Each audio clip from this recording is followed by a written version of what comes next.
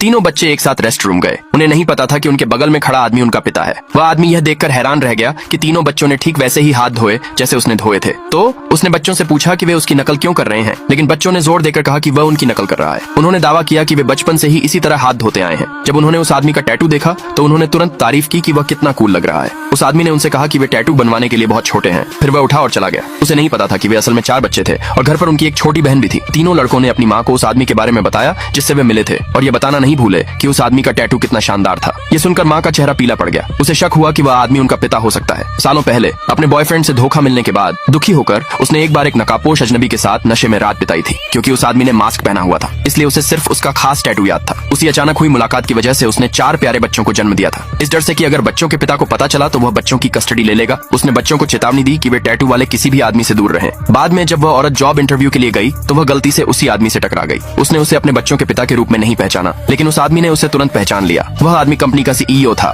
तो उसने अपने असिस्टेंट से कहा कि उस औरत को तुरंत अपनी सेक्रेटरी के तौर पर रख ले। उस शाम कंपनी डिनर के दौरान जब वह औरत प्राइवेट रूम से बाहर निकली तो वह सीईओ से मिली जिसने मास्क पहना हुआ था। जब उसने उसकी बांह पर टैटू देखा तो उसने उसे जिम्मेदारी लेने को कहा। हैरान होकर उस आदमी ने पूछा कि वह किस तरह की जिम्मेदारी की बात कर रही है। उसने उस रात प्रोटेक्शन इस्तेमाल न करने के लिए उसे दोषी ठहराया। उस आदमी ने तुरंत पूछा कि क्या वह उसके से प्रेग्नेंट हुई थी। आगे देखने के लिए नीचे कमेंट में यस लिखे।